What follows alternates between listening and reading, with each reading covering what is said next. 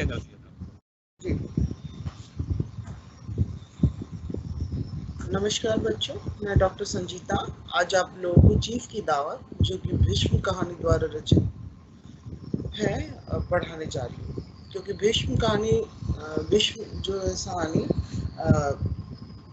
एक बड़े कहानीकार हैं और इन्होंने कहानी के क्षेत्र में अपनी एक नई पहचान बनाई। तो अभी शुरू करते हैं चीफ की दावत। और उससे पहले हम भीष्म साहनी का कहानीकार के रूप में उनका परिचय देख लेते हैं। अपने पहले कहानी संग्रह भाग्य रेखा से नवीनतम कहानी पाली तक भीष्म साहनी की कथा यात्रा अपार गति से बढ़ती और परिपक्व होती गई है। उन्होंने अपनी कथा परिवेश में अधिकतर शहरी, मध्यम वर्ग के उच्च और निम्न तबकों को पूरी विविधता के साथ अपनाया है। प्रेमचंद के बाद वो ऐसे दूसरे लेखक थे जो कहानी को वास्तविक जगत से ग्रहण करते थे, क्योंकि प्रेमचंद भी यथार्थवादी लेखक थे और भीष्म साहनी भी जो है यथार्थवादी लेखक थे। यानी वो वास्तविकता दिखाते थे जो जगत में, जो उस समय समाज में चल रहा है। डॉक्टर नामवर सिंह का कहना है, इसके सादगी और सहजता भीष्म साहनी जी की कहानी कला की ऐसी खूबियां हैं जो प्रेमचंद के अलावा और कहीं दिखाई नहीं देती। जीवन की विडंबनापूर्ण स्थितियों की पहचान भी भीष्म साहनी में अप्रतिम है। यह विडंबना उनकी अनेक अच्छी कहानियों की जान है। वस्तुतः भीष्म जी उन कहानीकारों में हैं जिन्होंने कथा साहित्य को की जड़ता को तोड़ा ही नहीं, बल्कि उसे ठोस सामाजिक आधार देकर एक महत्वपूर्ण कार्य भी किया। सामाजिक विसंगतियों, संकीर्णताओं आदि से निराश पलायनवादी रुख के स्थान पर उन कारणों को सामने लाना जरूरी समझा जो कि इन सब की जड़ में है। स्वाधीनता आंदोलन, स्वतंत्रता की प्राप्ति, सांप्रदायिक दंगे, विदेशी आक्रमण, पूंजीवादी शिकंजा,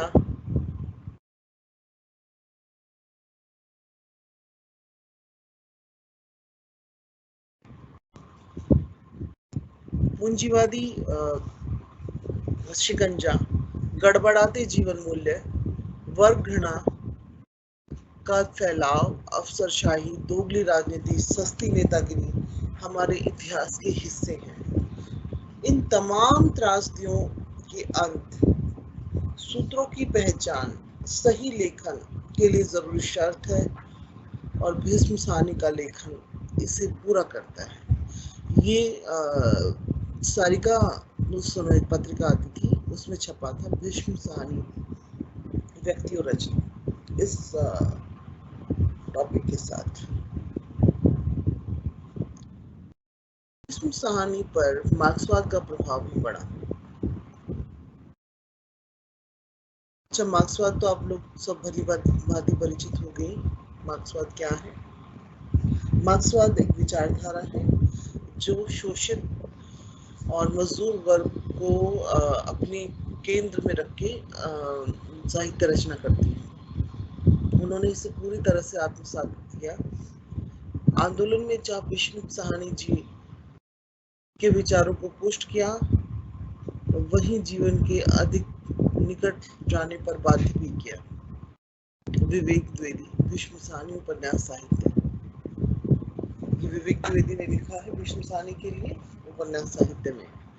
उन्होंने अपनी कथा परिवेश ज्यादातर शहरी मध्यम वर्ग जीवन को ही बनाया है। उनकी कहानियां प्राय आम जनजीवन से जुड़ी हुई हैं और संभवतः इसलिए वे अच्छी कहानियां दे सकने में भी सफल हुए हैं। उनकी कहानियों के चरित्र स्वाभाविक गति से आगे बढ़ते हैं। इस संदर्भ में उन्होंने अपने विचार इस रूप में व्यक्त किए हैं। कहानी लिखते समय हम स्थितियों, घटनाओं को तो वास्तविक जीवन में से अक्सर उठाते हैं, साथ ही साथ पात्रों को भी उठाते हैं। घटनाओं को यह पात्र के साथ जुड़कर ही हमारा ध्यान आकृष्ट करती है। पात्र काल्पनिक अथवा अमूर्त नहीं होती है। जो विसंगतियां किसी स्थिति विशेष में पाई जाती हैं, वैसी कोई विसंगति उस पात्र में भी पाई जा सकती है जो स्त्रीय है। इस तरह पात्र की ओर ध्यान अधिक जाता है।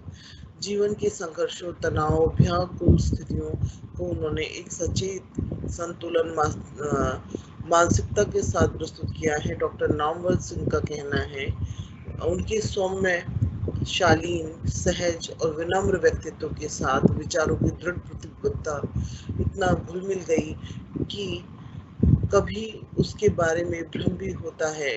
बिना आक्रामक हुए भी कोई लेखक प्रतिबद्ध हो सकता है। इसकी सर्वोत्तम मिसाल भीष्म साहनी है। अर्थात उनका वो बहुत शांत, शालीन और सहज और बहुत ही कोमल व्यक्तित्व उनका था। और वो इतना स्वाभाविक रूप से, इतना सहज रूप से, इतनी कोमलता से अपनी बात को रख देते हैं। तो भीष्म साहनी जी कहते हैं कि अगर कभी कभी भ्रम होता है हमें कि कोई बिना आक्रामक हुए भी इतना जो है प्रतिबद्ध हो सकता है, और उसकी मिसाल कौन है? भीष्म साहनी जी। भीष्म साहनी अपने व्यक्तित्व और कृतित्व दोनों में सादगी पसंद है, और संभवतः इसलिए वे युवा और बुजुर्ग दोनों में अत्यंत लोकप्रिय है। चीफ की दावत। कथा सार। श्यामनाथ एक दफ्तर में काम करते हैं। अपनी तरक्की के लिए चीफ को प्रसन्न करने के उद्देश्य से वे अपने घर पर अपने चीफ को आमंत्रित करते हैं। उनके चीफ एक अमेरिकन व्यक्ति है, अतः उन्हें प्रसन्न करने के लिए उन्होंने अपने पूरे घर का वातावरण श्यामनाथ और उसकी पत्नी पूरी तरह से बदलने में लगे हुए थे। कहाँ, कब और कैसे क्या रखना है, क्या लगाना है, क्या सजाना है, इसकी तैयारी में पूरा समय व्यतीत हो रहा था। अचानक माँ का ध्यान आते ही दोनों पात्र बेचैन हो उठते हैं। माँ बूढ़ी हो गई है, अतः चीफ के सम्मुख उनका पढ़ना किसी भी दृष्टि से उचित नहीं। कभी कोठरी में, कभी बरामदे में, कभी उनकी सहेली के पास भेजने के प्रस्ताव एक एक करके नकारे जाते हैं। मतलब ये सोच रहे हैं कि हम अपनी बूढ़ी माँ को कहाँ और मतलब किस तरह से उनसे छुपाएं, और या किसी घर भेज देते हैं। कभी कोई प्रस्ताव आ रहा है तो वो बार बार जो है वो नकारा जा रहा है। अंत में निश्चय किया जाता है कि माँ बेटे की पसंद के कपड़े पहनकर जल्द ही खाना खाकर अपनी कोठरी में चली जाएगी, और साथ ही ध्यान रखे कि वे सोए नहीं, क्योंकि उनके खर्राटे लेने की आदत है।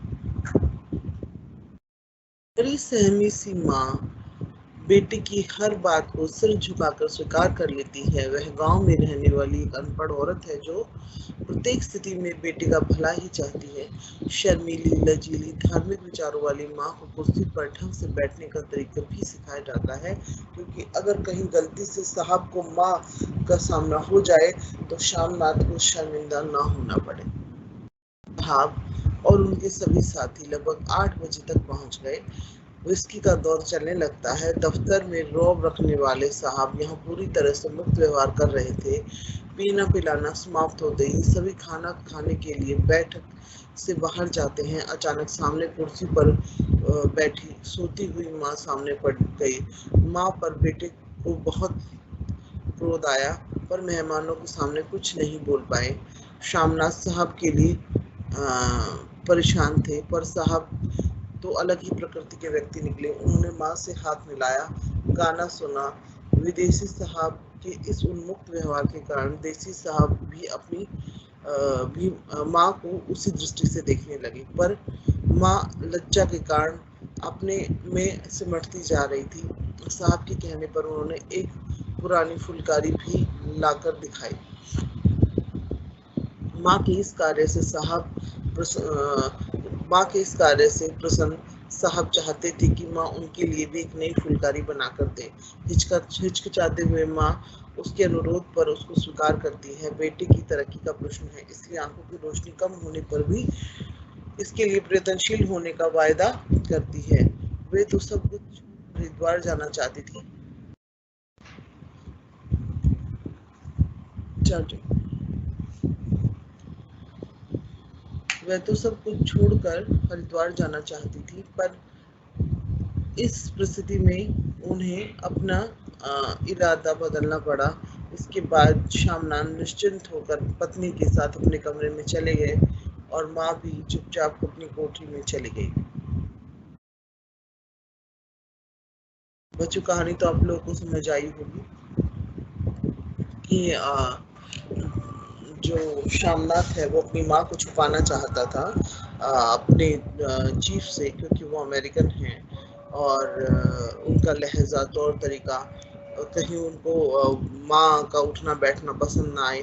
लेकिन जब साहब ने ही उनकी माँ को वो उससे हाथ मिलाया, गाना सुना, उनकी फुलकारी भी देखी और एक फुलकारी बनाने का उसने उनसे अनुरोध भी किया, तो उस दृष्टि से जो है शामनाथ का भी दृष्टिकोण उस दिन से बदल गया। तो ये कहानी है हमारे भारतीय समाज के उन युवकों के लिए जो अपनी अपने आप को पाश्चात्य दिखाने के लिए, मॉडर्न दिखाने के लिए, एडवांस दिखाने के लिए अपने बड़े बूढ़ों को अपने एक शर्म मानते हैं। एक मिनट मैं ये देख लेती हूँ, आप लोगों ने कुछ किसी को कोई प्रॉब्लम तो नहीं, कोई प्रश्न तो नहीं भेजा?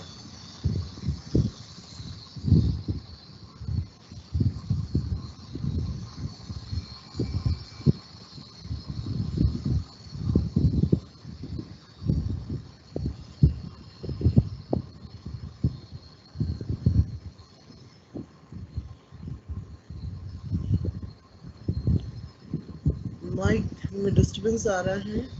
अच्छा बच्चों, ये बताओ, अब दिखाई दे रहा है? मैंने तो उसका लाइटिंग काफी बढ़ा दी है। प्लीज रिस्पॉन्स में, उसके बाद ही मैं आगे पढ़ाऊंगी। मुझे जवाब दो कि अब स्क्रीन पे सब दिखाई दे रहा है? मेरी तरफ से तो सब क्लियर है। स्क्रीन नजर आ रही है बच्चों?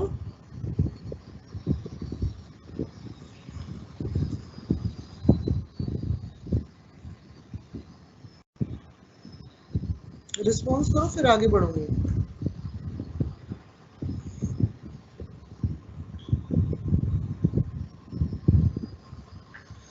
जल्दी बताएं, स्क्रीन नजर आ रही है तो फिर आगे बढ़ते हैं।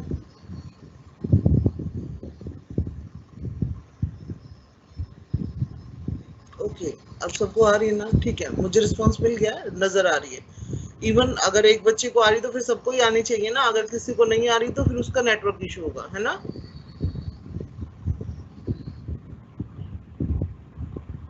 ठीक है।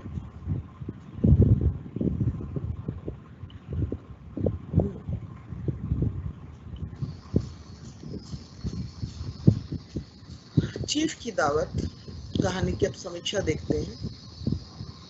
चीफ की दावत की कहानी का कथानक, कथानक माने कथा, सुगठित और व्यवस्थित है। इसका कथानक अत्यंत संक्षिप्त है, बहुत ही छोटा है। बेटे के साहब घर में डिनर करने आने वाले हैं। जी, घर की व्यवस्था करते हुए अचानक बेकार सी पड़ी हुई माँ की व्यवस्था में दोनों पति पत्नी चिंतित हैं। माँ चीफ के सामने ना पड़े इसकी भी पूरी पूरी व्यवस्था करने के बाद भी वह अचानक दृष्टि में आ जाती है। अचानक परिस्थिति बदल जाती है। व्यर्थ सी माँ काम की वस्तु बन जाती है और साहब की प्रसन्नता का कारण भी बन जाती है। लेखक ने इस कथासार की प्रस्तुति अत्यंत आकर्षक ढंग से की है। कहानी का प्रारंभ जो है वो जिज्ञासा वर्धक है। जिज्ञासा मतलब वर्धक माने यानी हमें जानने की इच्छा होती है आगे क्या होगा। आज मिस्टर श्यामनाथ के घर चीफ की दावत थी। श्यामनाथ और उनकी धर्मपत्नी को पसीना पोंछने की फुर्सत ना थी। आखिर 5 बजते बजते पूरी तैयारी मुकम्मल होने लगी। अब घर का फालतू सामान अलमारियों के पीछे और पलंगों के नीचे छिपाया जाने लगा। तभी श्यामनाथ के सामने सहसा एक अड़चन खड़ी हो गई। उसका क्या होगा?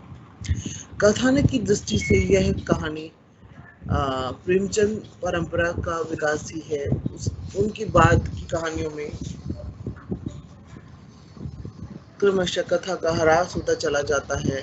कहानी प्राय अनुभूति का अभिव्यक्तिकरण बन गई। चीफ की दावत में भी घटना छोटी सी है, गहराई से देखने से स्पष्ट हो जाता है कि घटना का विकास क्रम अत्यंत स्वाभाविक है। चीफ का माँ को देखना लज्जा का नहीं गौरव का विषय बन गया और यहीं से घटना ने अप्रत्याशित मोड़ लिया, यानी जिसका जो सोचा भी नहीं था। पर कहानी अभी और भी है। दावत के बाद शामनाथ का माँ के पास आना कथानक की दूसरी विशेषता है। पहली विडंबना है माँ का फालतू सामान होना, दूसरी है पुत्र की दावत से भी अधिक महत्वपूर्ण होना, तीसरी है पुत्र की उन्नति के लिए हरिद्वार जाने की इच्छा की बलि देकर फुलकारी बनाने के लिए तैयार होना। जो माँ आत्मग्लानिवश अपने कमरे में फूट फूट कर रोती है, वही पुत्र की तरक्की की बात सुनकर खिल उठती है। माँ के चेहरे का रंग बदलने लगता है, धीरे धीरे उनका झुर्रियों भरा मुंह खिलने लगता है। माँ आंखों में हल्की हल्की चमक आने लगती है। अब माँ को कैसे छिपाया या हटाया जाए, दोनों पति पत्नी इसके लिए अनेक उपाय सोचते हैं। यही घटनाक्रम के विकास की प्रक्रिया है। कभी उन्हें सहेली के यहाँ छोड़ने का विचार बनता है, तो कभी शाम से ही उनकी कोठरी में रहने का सुझाव दिया जाता है। कहानी की चरम सीमा उस स्थल पर है जहां माँ अचानक साहब के सामने पड़ जाती है। जिस बात से शामनाथ आरंभ से ही डरते हैं, वही अचानक सबके सामने आ जाती है। कुर्सी की सीट पर पांव रखे इधर उधर झूलते सिर और मुंह से निरंतर निकलते हुए खर्राटे विकट परिस्थिति है। अब क्या होगा? तब इसी विकटता में से सरलता झांकती है और साहब माँ से हाथ मिलाते हैं, बात करते हैं। माँ की हर मुद्रा उनके लिए आकर्षक है और फिर फुलकारी, यह तो साहब को बनाकर देनी ही होगी। व्यर्थ सी माँ अचानक महत्वपूर्ण हो जाती है। अंत में बेटा माँ को उसकी ममता की दुहाई देकर उसको वहीं रहने और साहब के लिए फुलकारी बनाने की को विवश करता है और यहीं पर कहानी का अंत हो जाता है। यहाँ अधिक घटनाएं नहीं है। दावत की तैयारी, साहब और अन्य सहकर्मियों का आना, हंसी मजाक, माँ का अचानक सामने पड़ना तथा अन्य लोगों का माँ में रुचि लेना, अंत में तरक्की का कारण दावत नहीं बल्कि माँ का होना और निश्चित निश्चिंत शामनाथ का माँ को कोठरी में भेजकर स्वयं भी सोने चले जाना। सभी घटनाएं पूर्वापर मतलब पहले से एक दूसरे से संबंधित है। सभी में कार्यकारण का संबंध है। कथानक में सर्वत्र मौलिकता है, रोचकता और स्वाभाविकता विद्यमान है। घटनाक्रम सहज ढंग से आगे बढ़ता है। माँ के सामने पढ़ने से कहानी में आया मोड़ कहानी में आकर्षण तो बढ़ाता ही है, समसामयिक संबंधों की सहज व्याख्या भी प्रस्तुत करता है। लेखक ने कथानक में व्यर्थ से प्रसंग को लाने का प्रयास नहीं किया है। कथानक के विकास में विश्व की स्पष्टता और घटनाओं की प्रधानता है। यथार्थ की पृष्ठभूमि पर चित्रित यह कथानक सामाजिक संवेदना से उत्पन्न है। यथार्थ की पृष्ठभूमि यानी समाज में ऐसा ही होता है। आज परिस्थितियां बदल रही हैं, बड़े बूढ़े हमारे लिए गर्व का नहीं लज्जा गांड बनते जा रहे हैं। ये इस कहानी में दिखाया गया है। पहले बड़े बूढ़े हमारा घर संचालन करते थे, हमारा गौरव होते थे, लेकिन आज वही बड़े बूढ़े हम लोगों के लिए कहीं ना कहीं लज्जा कारण बनते जा रहे हैं। ऐसा जो है लेखक ने दर्शाने का प्रयास किया है। कहानी में पूरी तरह से जो कथानक है वो सुगठित है, कहीं पे भी जो है स्थिर नहीं पड़ता है और कहानी में रोचकता बनी रहती है कि अब क्या होगा। दूसरा है पात्र और चरित्र चित्रण।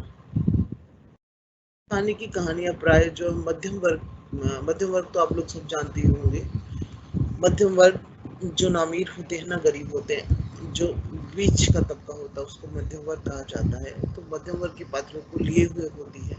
प्रस्तुत कहानी के प्रमुख पात्र भी इसी वर्ग से संबंधित है, शामनाथ, उसकी पत्नी और उसकी माँ। शामनाथ एक ऐसा पात्र है जो सामाजिक और आर्थिक विडंबनाओं से जूझ रहा है। वह स्वयं को आर्थिक दृष्टि से सुव्यवस्थित करने के लिए कुछ भी कर सकता है। चीफ को दावत पर बुलाना, उसे उत्कृष्ट कोटि का भोजन खिलाकर प्रमोशन के लिए अवसर पाने की इच्छा उसके चरित्र का लालचीपन की ओर संकेत करती है। अपनी इस लौकिक उन्नति की इच्छा पूर्ति के लिए वह हर बाधा को किसी भी कीमत पर दूर करने के लिए तैयार होता है। घर के फालतू सामान सी माँ को कैसी दृष्टि से ओझल किया जाए, इसकी हर संभावना उसके मन में कौंधी है। सहेली के घर भेजा जाए, दरवाजा बंद करके उस पर ताला लगा दिया जाए, या फिर कुछ और किया जाए, यह प्रश्न उसको निरंतर उद्वेलित करता है। अंततः निर्णय लेता है, हम लोग पहले बैठक में बैठेंगे, उतनी देर तुम यहाँ बरामदे में बैठना, फिर जब हम यहाँ आ जाएं तो तुम गुसलखाने में के रास्ते से बैठक में चले जाना। पर जब यही माँ चीफ के आकर्षण का केंद्र बन जाती है तो वह उससे गाना गाने और फुलकारी बना कर देने के लिए विवश करता है। दृष्टि कमजोर होने पर भी माँ की ओर से साहब से वायदा करता है कि वह जरूर बना देगी, आप उसे देखकर खुश होंगे।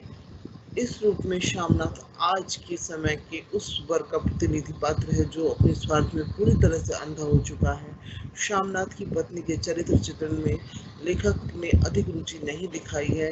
वह एक सहायक पात्र के रूप में घर की सजावट में पति की सहायता करना, आमंत्रित में मेहमानों की देखभाल करना ही मानो उसका कर्तव्य है। वह किसी भी रूप में माँ बेटे के बीच में नहीं आती है। पति के प्रत्येक कार्य में मानो उसकी सदैव मूक स्वीकृति होती है। मूक माने जो चुपचाप रह के दी जाती है। प्रस्तुत कहानी का केंद्रीय पात्र माँ है। वह एक लज्जाशील और अनपढ़ गांव की सीधी सादी भोली भाली एक ऐसी स्त्री है जो सदैव कर्तव्यों के प्रति सजग रही है। अपने अधिकारों को जिसने कभी जानने की चेष्टा भी नहीं की, वह ममता की साक्षात मूर्ति है। जीवन भर उसने सदैव अपने बेटे शामनाथ के बारे में ही सोचा और उसके लिए हर पल समर्पित किया। बेटी की पढ़ाई के लिए उसने अपने गहनों को भी बेच दिया। अपने इस त्याग के बदले में उसको क्या मिला? एक कोठरी जिसमें ज्यादा से ज्यादा समय बिताना पड़ता है। वह दिन रात उस कोठरी में बैठी माला जपती रहती है और कभी दिल भर आता है तो आंसू बहा लेती है। जीवन में अच्छा खाने अच्छा पहनने की इच्छा किसे नहीं होती। माँ की ये सभी इच्छाएं बेटे के सुख के मार्ग में शहीद हो गई। मेरी जीभ जल जाए बेटा तुमसे जेवर लूंगी, मेरी जीभ जल जाए बेटा तुमसे जेवर लूंगी, मेरे मुंह से यूं ही निकल आया जो होते तो लाख बार पहनती। यह संवाद माँ के मन की उस कसक अतृप्त आकांक्षाओं का प्रतीक है। वह ऐसी त्याग की मूर्ति है जो मौन रहकर सब कुछ सह रही है। शामनाथ कि यही माँ आज उसके लिए अड़चन बनी हुई है। उसे भय है कि उसकी माँ के कारण कहीं पार्टी का मजा किरकिरा ना हो जाए। इसके लिए उसके मुंह से निकलता है, यह माँ का झमेला ही रहेगा। अपने प्रति बेटे के इस प्रकार का व्यवहार से माँ अनजान नहीं है। यह तो प्राय उसको सुनना और सहना ही पड़ता है। मन ही मन वह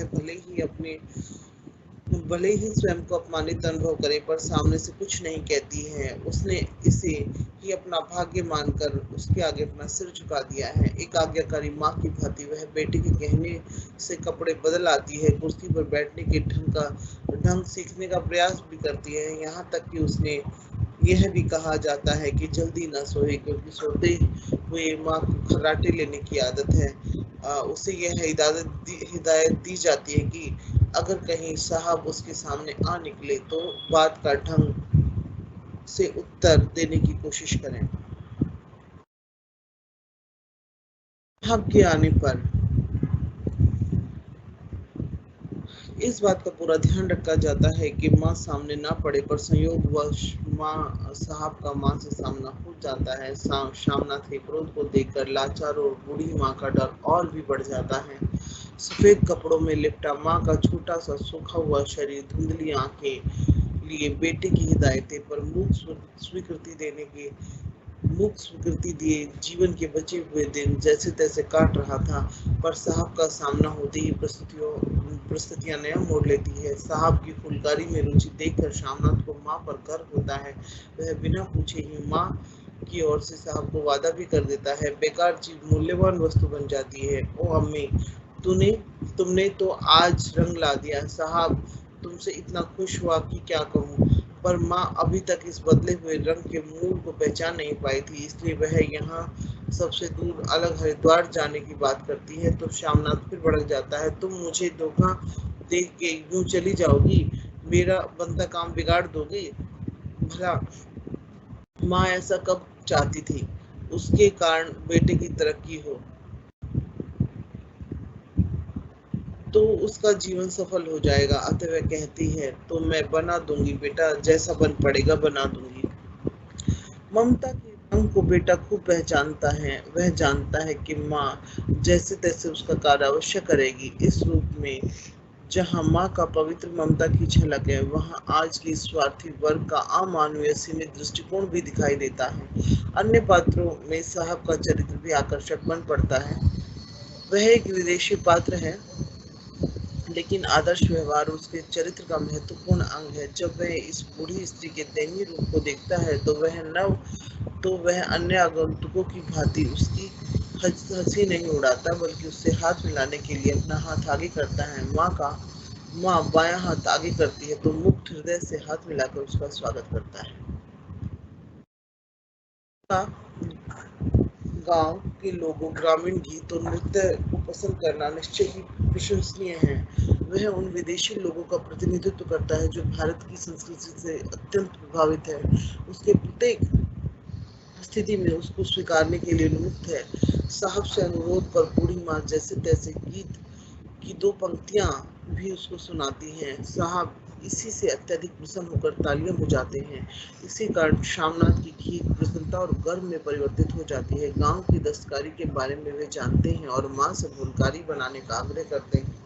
माँ द्वारा बनाई गई पुरानी फटी जगह से धागे निकाली फुलकारी देखकर वह अत्यंत प्रसन्न होते हैं। साहब के इस चरित्र के इस थोड़े से अंश से साहब की उदारता और उसकी मानवीय भावनाओं का स्पष्ट संकेत मिलता है, जिसका शामनाथ जैसे पात्रों में नितांत अभाव है।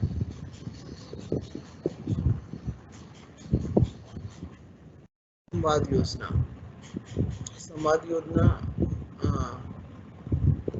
डायलॉग्स, अगर आप लोग संवाद नहीं जानते तो उसको अंग्रेजी में डायलॉग्स कहते हैं, क्योंकि जैसा कि मैं जानती हूँ आप लोग की हिंदी बहुत कमजोर है। कहानी में आए संवाद एक और पात्रों की चरित्र चारित्रिक विशेषताओं की द्योतक है, तो दूसरी ओर कथावस्तु के विकास में भी वो सहायक होते हैं। प्रस्तुत कहानी के संवाद कहानी की इन दोनों आवश्यकताओं की पूर्ति करते हैं: संक्षिप्तता, गतिशीलता, स्वाभाविकता, व्यंग्यात्मकता। संवाद योजना की प्रमुख विशेषताएं: माँ हाथ मिलाओ। यूं नहीं माँ, तुम तो जानती हो दायां हाथ मिलाया जाता है, दायां हाथ मिलाओ। मगर तब तक चीफ माँ का बायां हाथ ही बार बार हिला हिला कर कह रहे थे, हाउ डू यू डू। कहो माँ, मैं ठीक हूँ, खैरियत से हूँ। माँ कुछ बड़बड़ाई। माँ कहती है, मैं ठीक हूँ। कहो, हाउ डू यू डू। जाती हुई बोली, हो डू डू।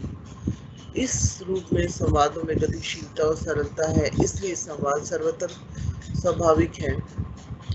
एक छोटे से प्रसंग में लेखक तीनों पात्रों के चरित्र की प्राय सभी विशेषताओं को उभारने में सफल हुआ।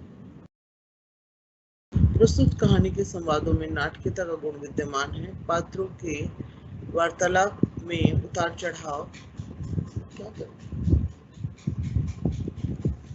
चढ़ाव वैसा ही दृष्टिगोचर होता है जैसे कि इन नाटकों के संवादों में प्राय पाया जाता है। इसका एक कारण यह भी है कि उसमें उत्तर प्रत्युत्तर की विशेषता अधिक विद्यमान होती है। माँ साहब से कहते हैं, कोई गाना सुनाओ, कोई पुराना गीत, तुम्हें तो कितने ही याद होंगे। माँ धीरे से बोली, मैं क्या गाऊंगी बेटा, मैंने कब गाया है। वाह माँ, मेहमानों का कहा अभी कोई टालता है। साहब ने इतनी रीझ से कहा है, नहीं गाओगी तो साहब बुरा मानेंगे। मैं क्या गाऊं बेटा, मुझे क्या आता है। इस प्रकार प्रस्तुत कहानी के संवाद सजीव और सार्वगर्भित है। साथ ही माँ की मानसिक हलचल उसके पात्रों के माध्यम से हुई है। मनोविज्ञान का सहारा लेकर लिखे गए इन संवादों में सर्वत्र ही पात्र अनुकूलता है। वातावरण कहानी का आधार काल्पनिक होता है, लेकिन उसमें वातावरण की सजीवता उसको यथार्थ रूप प्रदान करती है। आज की कहानी के वातावरण का प्राय संक्षिप्त और सांकेतिक रूप ही ग्रहण किया जाता है। कहानी के आरंभ में लेखक ने देशगत उपकरणों का चित्रण करते हुए कमरे का सजीव चित्रण किया है। आखिर 5 बजते बजते तैयारी मुकम्मल होने लगी। कुर्सियां, मेज, तिपाही, नैपकिन, फूल फुल सब बरामदे में पहुंच गए। ड्रिंक का इंतजाम बैठक में कर दिया गया। अब घर का फालतू सामान अलमारियों के पीछे और पलंगों के नीचे छिपाया जाने लगा। इस प्रकार जब सभी मेहमान श्यामनाथ के घर पर पहुंच गए तो पार्टी का जो रंग जमा, उसे भी लेखक ने अत्यंत सजीव ढंग से प्रस्तुत किया है। इसी चित्रण में साहब, मेम साहब और अन्य दोस्तों का व्यवहार तथा पहनावा आदि सभी का अत्यंत सूक्ष्म और यथार्थ विवरण प्रस्तुत किया गया है। दफ्तर में साहब जितना रोब रखते हैं, यहाँ उतना ही दोस्त परवर हो रहे हैं, और उनकी स्त्री गाउन पहने, गले में सफेद मोतियों का हार, सेंट और पाउडर की महक से ओत-प्रोत कमरे में बैठी सभी देशी स्त्रियों की आराधना का केंद्र बनी हुई थी। बात बात पर हंसती, बात बात पर से हिलाती और श्यामनाथ की स्त्री से तो ऐसे बात कर रही थी जैसे उनकी पुरानी सहेली हो।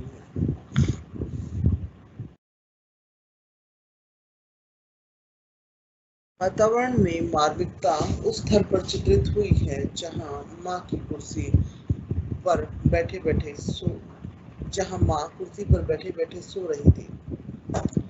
कुर्सी पर रखे पांव नींद के झोंके में इधर उधर झूलता शरीर, मुंह से निकलते हुए खर्राटे एक भिन्न लेकिन सजीव चित्रण प्रस्तुत करते हैं। माँ के इस रूप को देखकर श्यामनाथ के मन में क्रोध उमड़ पड़ता है, लेकिन उसे न प्रकट कर पाने की व्यवस्था का चित्रण भी अत्यंत स्वाभाविक है। प्रस्तुत कहानी में बाह्य चित्रण के साथ साथ मानसिक चित्रण भी है, जो कहानी के मूल भाव के चित्रण में सहायक बना है। बेटे ने पार्टी के समय प्रस्तुत होने वाली सभी संभावित स्थितियों से माँ को अवगत करा दिया है।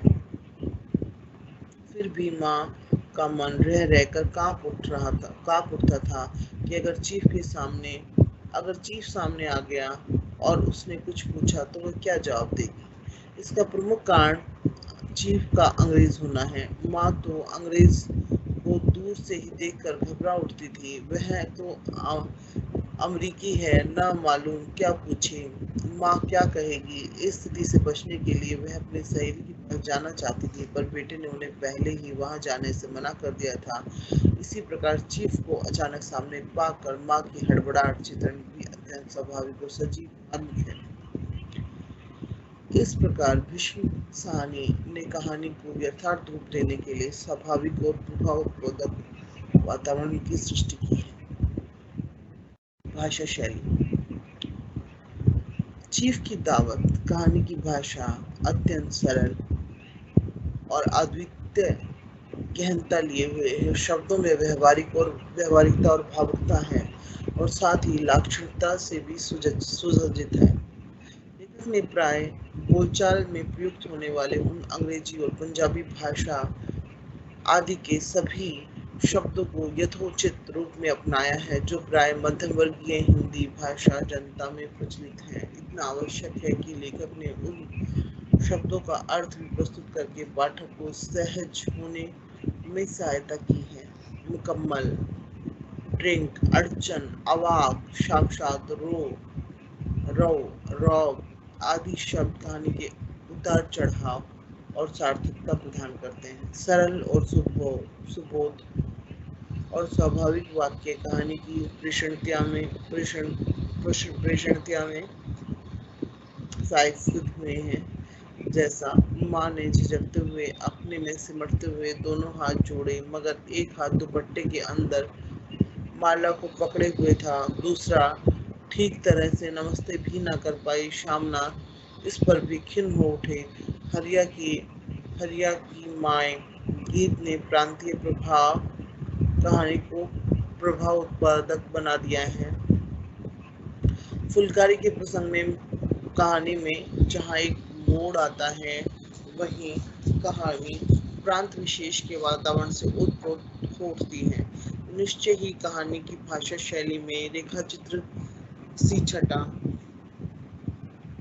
सूक्ष्म सूक्ष्म अतीत सूक्ष्म भावनाओं को व्यक्त करने की अपूर्व सामर्थ्य है। इससे कहानी में सरसता और कलात्मकता का समावेश भी हुआ है। उद्देश्य अच्छा, रेखा चित्र सी छटा मतलब रेखा चित्र मैंने आप लोगों को जैसे करवाया हुआ है कि ऐसे शब्दों का प्रयोग करना कि हमें वो वहाँ एक चित्र सा उपस्थित हो जाए। तो जो माँ है, माँ किस तरह की दिखती होगी, शामनाथ कैसा दिखता होगा, वहाँ का वातावरण कैसा होगा, वो सब हमें दिखाई देने लगता है। ये सब रेखा चित्र सी छटा है। इस कहानी का उद्देश्य क्या है? बदलते हुए मानवीय मूल्यों के संदर्भ में चीफ की दावत जो कहानी है वो महत्वपूर्ण स्थान रखती है। वस्तुतः आज का मानव खंडित जीवन जी रहा है। उसकी विडंबना यह है कि वह किसी का बन सकता है। उसकी विडंबना यह है कि वह न किसी का बन सकता है और न किसी को अपना सकता है। वस्तु स्थिति यह है कि पारिवारिक विघटन के कारण मूल्यों का निरंतर विघटन होता जा रहा है। त्रासदी स्थिति यह है कि नए मूल्य उसका स्थान नहीं ले पा रहे हैं। ऐसी स्थिति में विश्व सानी का रचना संसार एक गहरे दायित्व बोध को स्वीकार करता है और उनका कहानियों की मूल प्रवृत्ति के संबंध में एक स्थल पर कहा गया है। भीष्म सानी के यहाँ यह एक आश्चर्यजनक स्थिति है कि लंबे प्रवास के बावजूद उनके यहाँ विदेशी पृष्ठभूमि की कहानियां नहीं के बराबर हैं। दरअसल उनके यहाँ इतनी बड़ी संख्या में बूढ़े पात्रों की उपस्थिति और विदेशी पृष्ठभूमि के प्रति काफी कुछ उदासीन रवैया एक सिक्के के दो पहलू है। यह अपने देश और धरती के प्रति उनके गहरे लगाव का परिचायक है। अपने बूढ़े पात्र जिसमें स्त्रियां अधिक हैं, वह अपनी धरती से जुड़े रहने की कोशिश तो करता है, उसके लोक तत्व की रक्षा में भी अधिक सफल होते हैं, जो अगली पीढ़ी को संस्कार देती है। मधुरेश नई कहानी एक पुनर्विचार, इसमें उन्होंने लिखा है भीष्म सानी के बारे में। वस्तुतः भीष्म सानी जीवन के प्रभाव को पकड़ने की कोशिश करते हैं और कारण है कि उनकी कहानियां बने बनाए निष्कर्षों से मुक्त रहती हैं। चीफ की दावत में उन्होंने मध्यम वर्गीय जीवन के अंतर विरोध को अत्यंत हृदयग्राही ढंग से उद्घाटित किया है। इसमें एक और नए आधुनिक बने शामनाथ और उसकी पत्नी है, तो दूसरी ओर फालतू सामान की हैसियत में आ चुकी माँ। अपने विभाग के चीफ को दावत पर बुलाए जाने का उद्देश्य है अफसर को प्रसन्न करके पदोन्नति का प्रयास। शामनाथ सिगरेट पीते हुए माँ से बात करता है और उसके परंपरागत संस्कारों तौर तरीकों को जगहसाई के भय से नियंत्रित करने का प्रयास करता है। माँ एक संस्कारशील वृद्धा है जिसने अपने सभी आभूषणों को बेटे की शिक्षा पूर्ति के लिए बेच दिया। हालांकि इस समय उसका उल्लेख भी बेटे के लिए अरुचिकर लगता है। बेटे को ऐसा लगता है कि जब माँ ऐसा बोलती है कि मैंने तेरे लिए या तेरी शिक्षा के लिए अपने गहनों को बेच दिया, तो उसको ये सुनकर अच्छा नहीं लगता है। अपने जीवन के एकाकीपन को दूर करने के लिए माँ पड़ोस में अपनी समवयस्क स्त्रियों के साथ समय बिताती थी, लेकिन बहू बेटे की नापसंदगी को देखकर वह भी उसने छोड़ दिया।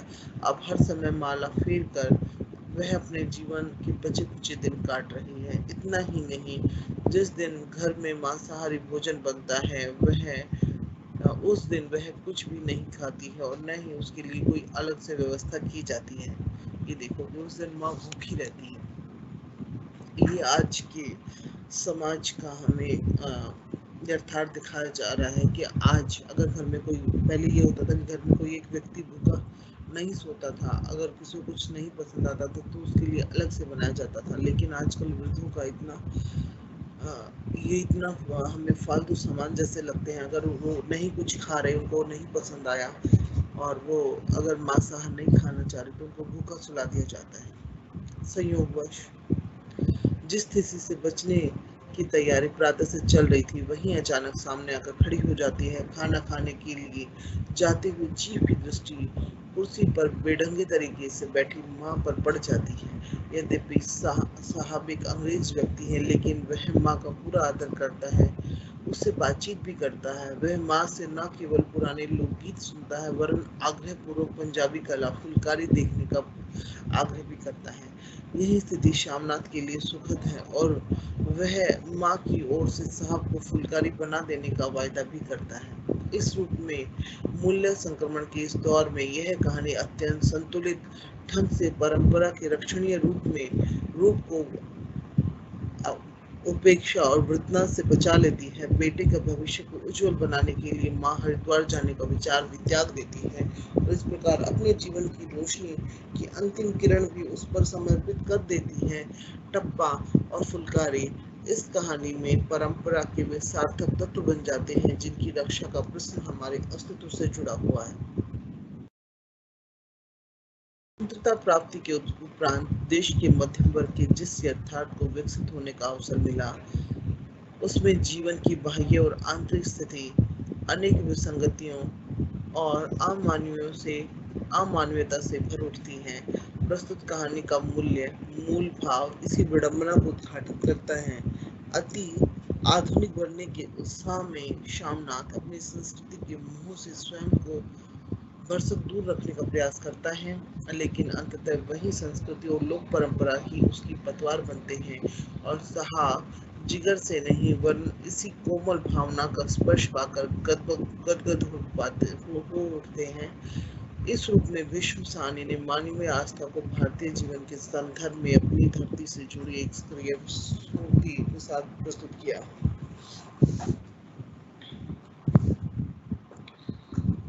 बच्चों, मुझे लगता है आप लोगों को कहानी समझ आ गई होगी। अगर कोई प्रश्न है तो आप करें, फिर हम ये करते हैं व्याख्या, है ना, और इससे संबंधित प्रश्न भी मैं आपको बताती हूँ।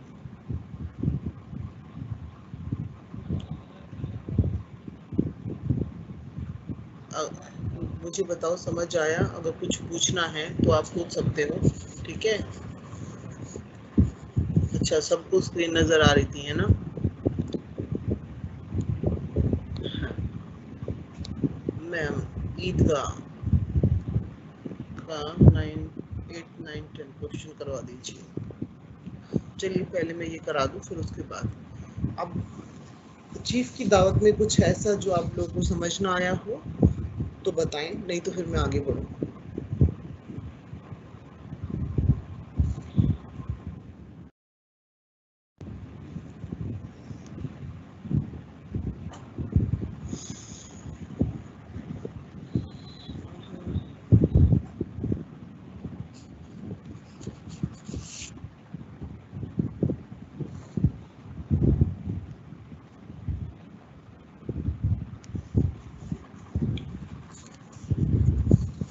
बच्चों, है कोई कुछ ऐसा जो समझ नहीं आया? समझ आ गया तो भी मुझे जवाब दे, नहीं आए तो भी मुझे जवाब दे, ठीक है? मैं आपके प्रश्न का मैं आपके उत्तर का इंतजार कर रही हूँ। फिर आगे बढ़ूं?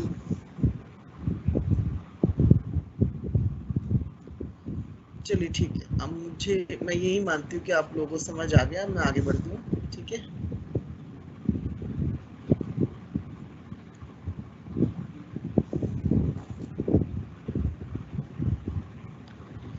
देखो जो ये कहानी है ना, इसकी इस तरह से प्रश्न मतलब आपके पैराग्राफ आएंगे जिसमें से कोई भी एक अनुच्छेद आ जाएगा और उसकी फिर हमें संदर्भ के साथ व्याख्या करनी है, ठीक है? तो जैसे मगर कोठरी में बैठने की देर थी, थमने में ना आते थे। अब इसमें खैर बीच में से ये क्योंकि पूरा लिखा नहीं जा सकता तो यहाँ नहीं लिखा। इस तरह से आपको कोई भी एक पैराग्राफ आएगा। आधुनिक अब संदर्भ कैसे करना आपको? आधुनिक कहानीकारों में भीष्म साहनी का महत्वपूर्ण स्थान है। उनकी कहानी चीफ की दावत मध्यम वर्गीय जीवन के एक मार्मिक पक्ष का अंकन करती है। प्रस्तुत पंक्तियों में बेटे के साहब से मिलने आने के बाद की बाद माँ की दबी घुटी भावनाओं के एकांत में फूट पड़ने का चित्रण है। अब ये तो खैर आप लोगों ने सब पढ़ा ही है ना। देखो ये हम बार बार पढ़ चुके हैं, आप देख लेना, इस तरह से व्याख्या हो जाएगी। विशेष अच्छा, संदर्भ ज्यादातर एक ही रहेगा क्योंकि हमें एक ही बार याद करना है कि ये कहानी किसके द्वारा लिखी गई है। तो चीफ की दावत जो है भीष्म सानी द्वारा रचित है। इस कहानी में हमारे मध्यम वर्ग के जीवन का चित्रण है। ये सब हम एक बार याद करेंगे और फिर जो भी इसका पैराग्राफ आएगा या कोई भी अनुच्छेद आएगा तो उसका संदर्भ तो एक ही रहेगा। जो उसमें जो भी अवतरण होगा, जो भी इसमें से पैराग्राफ पूछा गया होगा तो उसमें क्या है वो उसके नीचे थोड़ा सा और बता देना और फिर उसके बाद व्याख्या करना।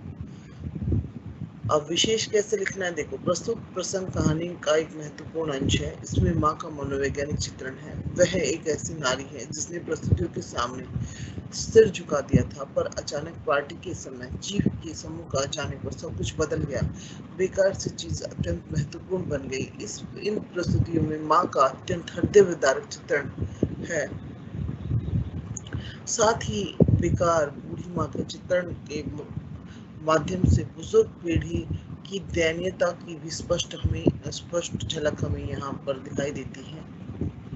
कोमल भावनाओं के चित्रण में लेखक ने कोमलकांत वाक्यावली का प्रयोग किया है। चित्रात्मकता शैली में माँ का चित्रण अत्यंत सजीव और हृदयद्रावक है। बस यही थी कहानी। अब इसमें मैंने इसके जो प्रश्न बन रहे थे बच्चों,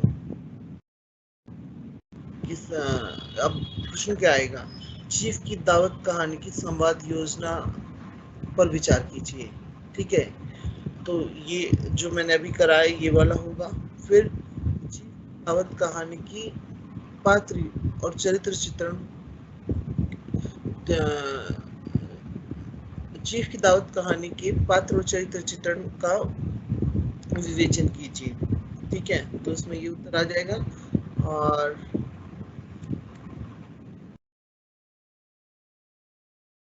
चीफ की दावत कहानी या चीफ की दावत कहानी की समीक्षा कीजिए या चीफ की दावत की कथानक की समीक्षा कीजिए। इसमें ये वाला उत्तर आ जाएगा। ठीक है, और एक बच्चे ने पूछा है,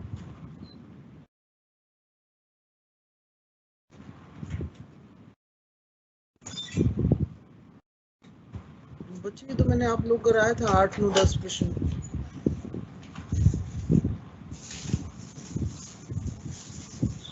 ये आपका ईदगाह वाला है। तो इसमें जो प्रश्न है उपसर्ग और प्रत्यय मैंने आप लोगों को कराया था। उपसर्ग क्या होते हैं, जो किसी शब्द के आगे लगते हैं, और प्रत्यय होते हैं जो शब्द के पीछे लग के उसका अर्थ बदल देते हैं। ठीक है, जैसे ये नोवा देखिए, जैसे ये हाँ 8वें का जैसे बदनामी है तो नाम के सामने आगे बद लग गया तो बदनामी। ऐसे ही जय है, जय के सामने आ लगा है तो अजय बन गया, ये उपसर्ग है। ठीक है, पन, तो पन के सामने क्या लगा दिया, नया, तो नयापन बन गया। बल के सामने क्या लगा दिया, पर, तो प्रबल बन गया, ये उपसर्ग है। ठीक है, स्वभाव के पीछे क्या लग गया, विक, तो क्या बन गया, स्वाभाविक। ठीक है, और लालच, लाल के सामने, लाल के पीछे ची लगने से लालची बन गया। इसी तरह से आप निकाल लेना। ठीक है बच्चों,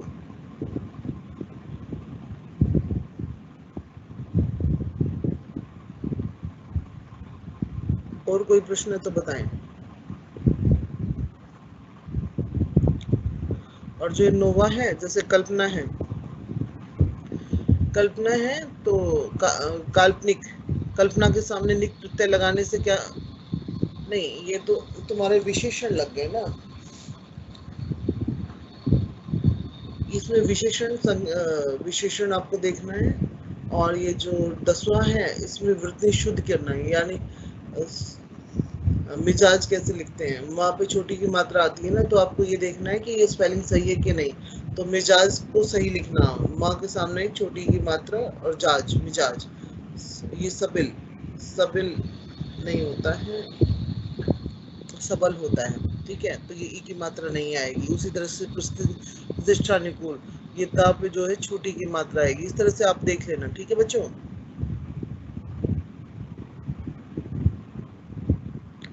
वैसे भी अभी समय हो गया है, तो अगर किसी का कोई प्रश्न है तो भेजें, नहीं तो फिर जो है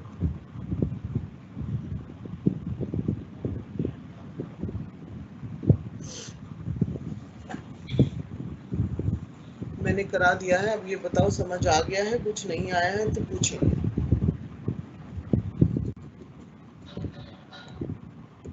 ठीक है, इसका मतलब मैं ये समझू सब समझ आ गया है ना।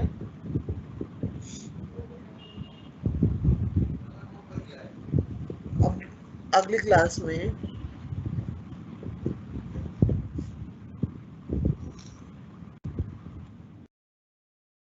चीफ आउट हो गया है हमारा। ठीक है,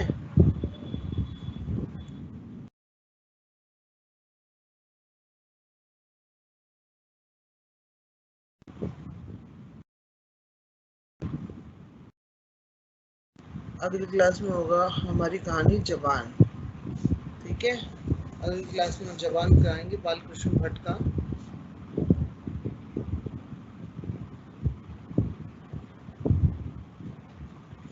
ठीक है बच्चों, चलो अब मैं लीव करूं। कोई और प्रश्न है तो बोलिए। ओके मैम, मैं एंड कर दूं क्लास? हाँ जी, हाँ जी, हाँ जी, क्योंकि बच्चे बोल रहे हैं समझ आ गया, सब हो गया है, कॉन्सेप्ट भी क्लियर है, हमारा कंप्लीट हो गया है। ठीक है sir, clear. Okay ma'am, thank you. Thank you.